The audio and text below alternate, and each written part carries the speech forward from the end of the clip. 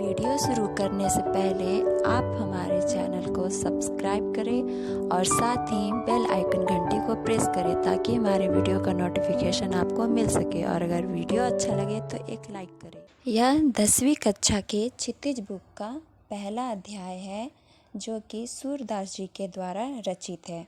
यह सूरसागर के भ्रमर गीत से चारों पद लिए गए हैं, जिसमें कृष्ण ने मथुरा जाने के बाद स्वयं ना लौटकर उद्धव के जरिए गोपियों के पास अपना संदेश भेजा है। इसमें गोपियाँ और उद्धव में जो भी बातचीत हो रही है वो ये चारों पद में बताए गए हैं। तो पहला पद में सूरदास जी ने लिखा है कि उद्धव तुम हो अति बड़भागी, अपरस रहत स्नेह तगाते, नाहिन मन अनुरागी, पुरइनी पात रहत जल भीतर, ता रस दे न दागी, जो जल मोहे तेल की गागरी, बूंद न ताको लागी, प्रीत नदी में पाऊ ना, बोरियो दृष्टि न रूप परागी, सूरदास अबला हम भोरी, गुर चाटी जो पागी। इस छंद में गोपियाँ उद्धव से अपनी मन की व्यथा कह रही हैं। वे उद्धव पर कटाक्ष वाणी से अपनी मन की व्यथा बतला रही हैं, क्योंकि उनको लगता है कि उद्धव जो है वो कृष्ण के निकट रहते हुए भी श्री कृष्ण के प्रेम में बंधे हुए नहीं हैं। इसीलिए गोपियाँ कहती है कि उद्धव बड़े ही भाग्यशाली हैं, क्योंकि उन्हें कृष्ण से जरा भी मोह नहीं है। उद्धव के मन में किसी भी प्रकार का कोई भी बंधन या कोई भी अनुराग नहीं है, बल्कि वे तो कृष्ण के प्रेम रस से अछूते हैं। मतलब जैसे वो कृष्ण के प्रेम रस से बहुत अलग है, बहुत उनसे जरा भी उनमें अटैच नहीं हुआ है कृष्ण प्रेम का। वो कृष्ण के साथ में रहते हैं, उनके साथ वक्त बिताते हैं, पर वो श्री कृष्ण के प्रेम में रमे हुए नहीं हैं। गोपियाँ कहती है कि वे कमल के पत्तों की तरह है, जो कि जल के भीतर रहते हुए भी वो गीले नहीं होते हैं। जिस प्रकार से तेल में चुपड़े हुए गागर पर अगर पानी की एक बूंद डाला जाए तो वो बूंद उस तेल के गागर से अलग हो जाता है, उसमें बिल्कुल भी ठहरता नहीं है। उसी प्रकार से उद्धव जो है वो श्री कृष्ण के साथ में रहते हुए भी श्री कृष्ण के प्रेम से अलग हैं। जिस प्रकार से तेल में एक बूंद पानी डाल दिया जाए और वो पानी उसमें मिल नहीं सकता, उसी प्रकार से। और गोपियाँ ये भी कहती हैं कि उद्धव तो प्रेम की नदी के पास होकर भी उसमें डुबकी नहीं लगाते हैं, और उनका मन जो है वो पराग को देखकर भी मोहित नहीं होता है। गोपियाँ कहती है कि वो अबला हैं और बहुत भोली हैं। वो उद्धव की तरह नहीं है कि वो कृष्ण के साथ में रहकर भी उनके प्रेम में ना बंध पाएँ। वो उद्धव की प्रकार नहीं है। वो कहती हैं कि वो श्री कृष्ण के प्रेम में इस प्रकार से लिपटी हुई है, जिस प्रकार से चींटियाँ गुड़ में लिपटी हुई रहती है, और चींटियाँ गुड़ से जिस प्रकार अलग नहीं हो सकती, उसी प्रकार से गोपियाँ भी श्री कृष्ण के प्रेम से अलग नहीं हो सकती। तो इस पद में सूरदास जी ने यही समझाने की कोशिश की है। दूसरे पद में सूरदास जी ने यह लिखा है कि मन की मन ही मांझ रही, कहिए जाई कौन पे, उद्धव नहीं पारत कहीं।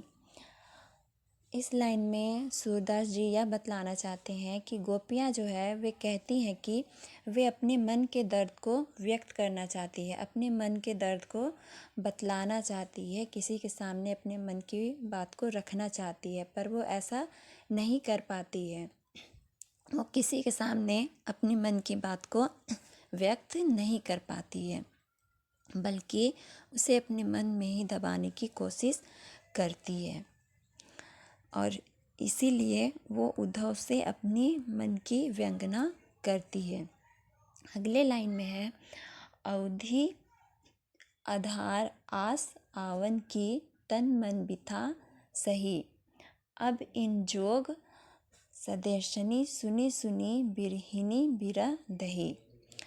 इस लाइन में सूरदास जी बतलाते हैं कि पहले तो गोपियाँ कृष्ण के आस में कि कृष्ण कभी ना कभी वो उनके पास आएंगे, इस आस में वो उनका इंतज़ार करते रहती थी और अपने दर्द को सहा करती थी। वो सोचती थी कि एक ना एक दिन श्री कृष्ण आएंगे और उनको अपना दर्शन देंगे। इसी आस में वो अपना दर्द सहा करती थी, अपने दर्द को सहती थी। पर जब कृष्ण के स्थान पर वे उद्धव को देखते हैं तो उनको बहुत बुरा लगता है।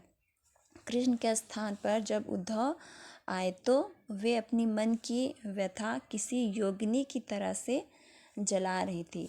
उनकी मन की व्यथा जल रही थी। जिस तरह से एक योगिनी की मन की व्यथा जलती है, उसी प्रकार से वो योगिनी की तरह ही जल रही थी। अगले लाइन में सूरदास जी ने लिखा है, चाहती तू ही गुहारी जितही ते उत्ते धार बही, सूरदास अब धीर धरही क्यों मर्यादा ना लही। इस लाइन में सूरदास जी ने यह बतलाने की कोशिश की है कि वे तो जहाँ और जब चाहती श्री कृष्ण के वियोग में अपनी आँखों से प्रबल अश्रुधार बहाने लगती है। और जहाँ भी वो जब भी चाहती है तो कृष्ण को याद करके अपने अश्रु को बहाती है, अपने आंसू को वो बहाती है। गोपियाँ कहती है कि जब श्री कृष्ण ने प्रेम की मर्यादा का पालन नहीं किया तो फिर गोपियाँ क्यों धीरज धरे, वो क्यों अपने मन में धीरज धर करके रखे। तो इस पद में सूरदास जी ने यही बतलाया है। इस पद में सूरदास जी ने लिखा है कि हमारे हरि हारिल की लकड़ी, मन क्रम बचन नंद नंदन उर या दृढ़ करी पकड़ी। इसमें गोपियाँ कहती है कि उनके लिए तो कृष्ण हारिल चिड़िया की लकड़ी के समान हो गए हैं। जैसे हारिल चिड़िया किसी लकड़ी को सदैव पकड़े ही रहता है, उसी तरह उन्होंने नंद के नंदन को अपने हृदय से लगा करके पकड़ा हुआ है। आगे की लाइन में है, जागत सोवत स्वप्न दिवस निशी, कान्हा कान्हा जकरी, सुनत जोग लागत है ऐसो जो करई ककड़ी। इस लाइन में गोपियाँ कहती है कि वे जागते और सोते हुए सपने में भी दिन और रात सिर्फ केवल कान्हा कान्हा ही करते रहती है। हमेशा वो कान्हा का ही नाम लेते रहती है। और जब भी वे कोई अन्य बात सुनती है तो वह बात उन्हें कड़वी ककड़ी की तरह लगती है। उनको वो बात चुभ जाती है और उनको वो बात बहुत बुरी लगती है। आगे है, सू तो व्याधि हमको ले आए, देखी सुनी ना करी, यह तो सुर तिन्ही ले सौंपो जिनके मन चक्री।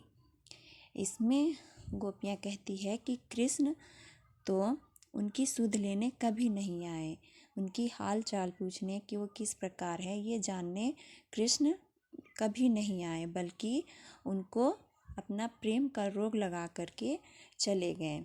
और गोपियाँ कहती है कि उद्धव से वो कहती हैं कि उद्धव आप अपना उपदेश हमें ना दें, आप अपना उपदेश उन्हें जा कर के दें जिनका मन कभी भी स्थिर नहीं रहता।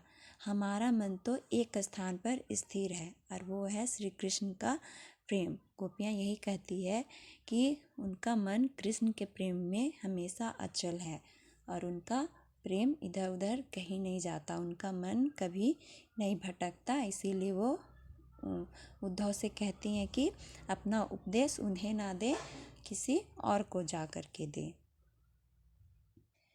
इस पद में सूरदास जी ने लिखा है कि हरि है राजनीति पढ़ी आए, समूझी बात कहत मधुकर के समाचार सब पाए। इसमें गोपियाँ कहती है कि कृष्ण जो है वो राजनीतिज्ञ की तरह हो गए हैं। स्वयं ना आकर के वो उद्धव को भेजा है ताकि वो वहाँ पे बैठे बैठे गोपियों का सारा हाल जान पाए। एक अति चातुर हुते पहिले ही अब गुरु ग्रंथ पढ़ाए, बड़ी बुद्धि जानी जो उनकी जोग संदेश पठाए। इसमें वो कहती है कि एक तो वो पहले से ही चतुर थे और अब लगता है कि वो गुरु ग्रंथ भी पढ़ लिए हैं। कृष्ण ने बहुत अधिक बुद्धि लगा करके गोपियों के लिए प्रेम का संदेश भेजा है और इससे वो यही कहती है कि वो बहुत अपनी बुद्धि को बहुत तेज करके वो खुद ना आकर के उद्धव को भेजा है। आगे है, उद्धव भले लोग आगे के पर हित डोलत धाये, अब अपने मन के पाई है चलत जूहते छुराए। वो कहती हैं कि वो श्री कृष्ण जो है वो खुद ना आकर के गोपियों को भेजे हैं, जिससे कि उनका मन फिर गया है और वह डोलने लगा है। गोपियों को लगता है कि अब उन्हें कृष्ण से अपना मन फेर लेना चाहिए, क्योंकि अब जो है वो श्री कृष्ण तो कभी आने वाले हैं नहीं और श्री कृष्ण भी उनसे कभी मिलना नहीं चाहते हैं, इसीलिए वो खुद ना आकर के उद्धव को भेजे हैं। ते क्यों अनीति करे आपुन, जे और अनीति छुड़ाए, राज धर्म तो यह सुर जो प्रजा न जाहि सताए। वे कहती हैं कि कृष्ण जी जो है वो उन पर अन्याय कर रहे हैं। वो कह रहे हैं कि कृष्ण जी हमारे ऊपर अन्याय कर रहे हैं, जबकि कृष्ण को राजधर्म पता होना चाहिए। उनको पता होना चाहिए कि एक राजधर्म का क्या फ़र्ज होता है, क्या उद्देश्य होता है। वो कहती है कि उनको ये सब पता होना चाहिए कि एक राजधर्म सिर्फ प्रजा के लिए ही होता है। वो कहती हैं कि एक राजा को प्रजा के हित में ही काम करना चाहिए, इसीलिए वो कहते हैं कि उनको राजधर्म पता होगा और पता होना चाहिए, लेकिन वो ये सब नहीं जान रहे हैं और वो गोपियाँ जो है उनकी प्रजा के समान भी है, लेकिन वो उनको सता रहे हैं और वो उनसे मिलने नहीं आ रहे हैं।